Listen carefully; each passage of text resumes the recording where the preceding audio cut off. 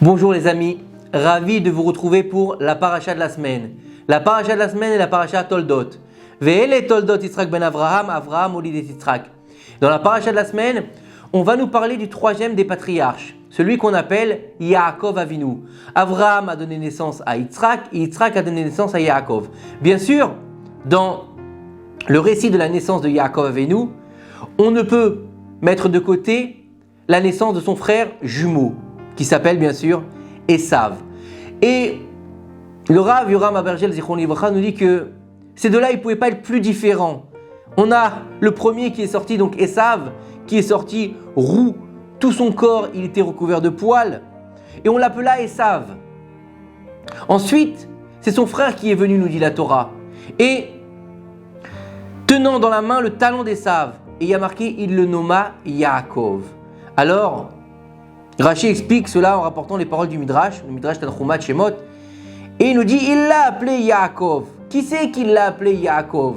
Donc c'est Esav, ils l'ont appelé. Par contre, Yaakov, il l'a appelé.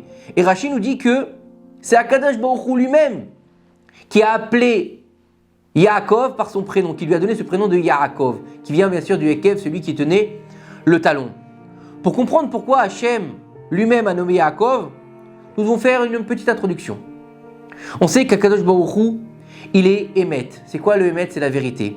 Akadosh Baruch Hu, quand il a créé le monde, il a eu besoin de créer le monde avec son sceau de vérité. Et pour que le monde il puisse tenir, il puisse être capable de résister aux tempêtes de toutes les générations, il va devoir y avoir du Emet dans sa construction, de la vérité. Et il n'y avait rien de plus solide que l'attribut de vérité pour pouvoir créer le monde. Et c'est sur cette base-là qu'Akadosh Baruch Hu il a établi le monde. Et cette idée, elle est suggérée où? Dans le premier verset de la Torah. Bereshit bara Elohim, Bereshit bara Elohim. Si on prend les trois dernières lettres de chaque mot, ça forme le mot Emet, Aleph, Mem, Taf. Et en fait, pour nous enseigner que le fondement du monde, c'est l'attribut de vérité. Et Akadosh Baruch Hu, depuis la création du monde, après les différentes générations qu'il y a eu, après Adam, après ses enfants, après Noach, après Abraham, il cherchait un homme qui était capable de recevoir l'attribut de vérité. Un homme qui était capable de soutenir le monde. Car comme il est écrit, le tzaddik est le fondement du monde. Et jusqu'à la naissance de Yaakov Avinu, le plus parfait de notre patriarche, que le Zohar il appelle Bechiravot, celui qui est la perfection des patriarches, celui qui a été choisi pour être le patriarche par excellence. Akadosh Baruch Hu n'avait pas encore trouvé. Quand Yaakov il est né, il lui a donné l'attribut de vérité. Comme il est dit, Titen emet le Yaakov, donne la vérité à Yaakov. Donc seul Akadosh Baruch Hu, qui est la vérité par excellence, il pouvait donner son nom à Yaakov Avinu. Mais il faut savoir que on a un principe qui nous dit que Ze Leomat Ze Asa Elokim. Ça veut dire quoi? Ça veut dire que d'un côté il a créé comme ça et d'un côté il a créé comme ça Akadosh Baruch Hu. Ça veut dire quoi? D'un côté il y a le côté de la force qui est le côté de la sainteté et de l'autre côté ce qu'on appelle le côté obscur. Et Hachem a fait correspondre l'un et l'autre. Chaque fois que la sainteté augmente et se renforce, et ben l'aspect correspondant à l'autre côté qui s'appelle la clipa, c'est quoi? C'est l'écorce. Une clipa, c'est une écorce qui représente le côté obscur entre guillemets. Se réveille également. Donc parallèlement à la vérité et à l'honnêteté de Yaakov, il va devoir y avoir quoi? Donc Yaakov, celui qu'on appelle Ishtam Yoshev Ohalim, celui qui est simple. Alors c'est pas un simple d'esprit, c'est celui qui est innocent avec Hachem, il suit les voies d'Hachem. Il va y avoir donc là le côté obscur de Yaakov, c'est qui? C'est Esav, qui est considéré comme un homme sachant mettre du gibier dans sa bouche. En fait, il a madoué son père Yitzhak en mettant des paroles dans sa bouche, comme pour lui dire « Papa, regarde, je suis un tzaddik ». Il lui mettait comme du gibier dans sa bouche, il lui donnait des belles paroles. Il lui disait « Papa, est-ce qu'on peut faire la dîme sur le sel et sur la paille ?» Alors qu'on sait très bien qu'il n'y a pas de dîme sur le sel et sur la paille. Il disait « Oh là là, quel tzaddik mon fils !» Il ajoute, en plus de ce qu'il y a déjà dans les mitzvot, il va aussi prendre la dîme sur le sel et sur la paille. Et c'est pour ça que Yitzhak, il faisait croire à son... pas Yitzhak. Esav, il faisait croire à son père que c'était un tzaddik. Et on nous dit que lorsqu'il atteint l'âge de 40 ans, il alla prendre une femme. Et le Midrash, il explique que Esav, il est comparé au porc. comme il est écrit, le porc broute dans les forêts. C'est-à-dire que le porc, quand il s'allonge, il étend ses sabots vers l'avant. Et comme pour nous dire, regardez, regardez-moi, je suis cachère, puisque regardez, j'ai les sabots fendus.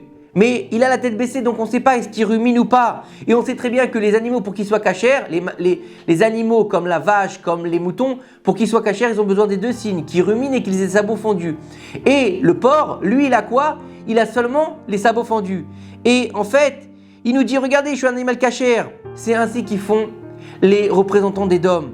Ils volent, ils pillent, ils tuent, ils violent, et en prétendant être honorables. Pendant 40 années, ça va enlever des femmes, alors Marie les a violées. 40 ans, il s'est dit, mon père s'est marié à 40 ans, moi aussi je ferai de même.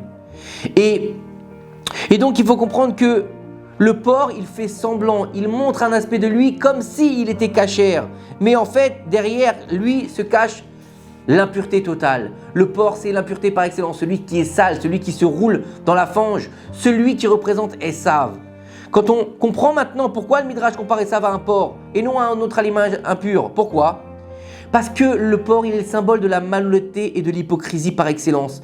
Car il étend ses sabots devant nous pour nous dire, regardez, je suis cachère, je suis pur, je suis un juste parfait. Et Esav, il faisait la même chose. Regarde papa, je suis un juste parfait. En vérité, il n'y a rien de plus impur que l'intériorité du porc. Esav, le mécréant, a également ainsi dit de la sorte.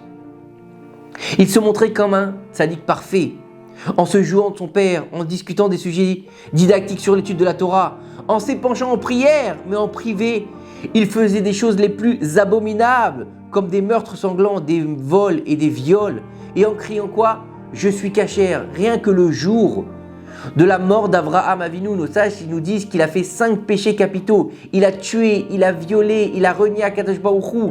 Comment est-ce qu'on peut être aussi pourri et d'aller voir son père et lui dire « Papa, je suis un tzaddik ». C'est exactement ressembler au porc qui nous tend ses sabots pour nous dire « Je suis cachère ». Et c'est ce qu'on a vu, nous dit le Rav Abergel, pendant l'Holocauste. Les descendants d'Édom, les Allemands, descendants d'Esav, le mécréant. C'était l'endroit le plus lumineux au niveau de la culture, au niveau de l'art, au niveau de la civilisation. Ils étaient éclairés, cultivés. Au niveau de la science, des champions de l'organisation, des gens qui étaient réglés comme des horloges. On avait l'impression que c'était les plus pointilleux au monde, des gens classe, clean, la crème sur le gâteau. Et en fin de compte, ils nous ont montré que c'était le peuple qui s'est comporté avec le plus d'atrocités possible. Ils ont perpétré des crimes qui n'avaient jamais encore été faits contre l'homme dans l'histoire de l'humanité. Ils ont décimé un tiers de notre peuple avec une mort inhabituelle, des plus cruelles. Comment est-ce qu'on peut faire ça? 1,5 million d'enfants innocents et purs sont tombés dans leurs mains, qu'Hachem venge leur sang. Comment est-ce qu'on peut faire ça? À l'époque de l'Holocauste, l'Allemagne était remplie d'organisations de défense des animaux. Ces organisations poursuivaient sans relâche quiconque avait causé du tort à des animaux. Mais par contre, de l'autre côté, ils massacraient sans pitié des milliers d'hommes et de femmes et d'enfants juifs comme on ne l'a jamais fait. On ne l'avait jamais fait auparavant. Donc on se dit civilisé, cultivé, propre. Regardez-moi, je suis la référence, je suis l'arien de service. Je suis celui qu'on doit regarder. Mais en fin de compte, je suis plus pourri qu'un porc. Et c'est ce que nous montre la face de Esav. C'est l'hypocrisie du monde, l'hypocrisie de dire regardez-moi comment je suis bien, comment je suis beau, comment je suis intelligent, mais en fin de compte, je suis juste un animal déguisé en homme. Et on peut donc comprendre maintenant qu'au début de la paracha, Yaakov tenait le talon d'Esav, comme il est écrit après son frère est apparu, sa main dans son talon. Le symbole caché d'Esav, le porc, c'est quoi? C'est le talon. Il montrait par là au monde qu'il était pur. Yaakov Avinu a tenu son pied pour nous avertir. Attention, il a envoyé un message à chacun d'entre nous, à chacun du peuple d'Israël. En vérité, faites attention, restez loin de lui, restez loin d'Esav, il est impur et non cachère. Ce sont les voix du mauvais penchant, les voix du Yetzer Hara qui nous disent que t'inquiète pas, tout ce que je fais c'est pour ton bien. T'inquiète pas, je vais te monter, je vais te grandir, tu vas devenir quelqu'un. Tu vas ressembler à quelqu'un, tu vas être quelqu'un dans cette de mondain. On va te regarder, tu vas être l'exemple de la population. Et non, on te dit ici que il va faire semblant de te grandir pour te faire tomber encore plus. C'est ça la force d'Ésav. Et lorsque le Yetzer Hara il va amener un homme à tomber, par exemple dans le péché d'adultère, il ne va pas l'amener directement là-dedans. Qu'est-ce qu'il va faire? Il va lui envoyer une femme malheureuse qui est dans une situation difficile. Il va lui dire, elle a besoin de ton aide. C'est une grande mitzvah de l'aider. Tu seras récompensé par le ciel pour ton action. Et petit à petit, qu'est-ce qu'il va faire le Yetzer Hara? Il va le rapprocher de cette femme. Il commencera à l'aider, cet homme, à cette femme. Et puis il tombera dans le péché d'adultère.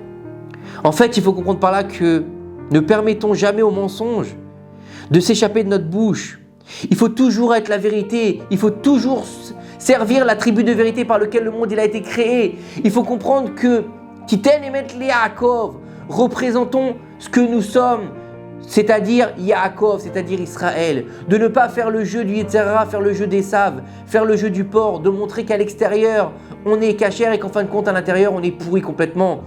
Kiten Emet Yaakov, garder la vérité comme notre cheval de bataille et d'en faire la vertu première qui nous anime pour être comme Akadosh Baruch Hu, celui qui crée le monde par la vérité, qui met son sceau de vérité dans le monde. Shabbat, Shalom ou Mevorach.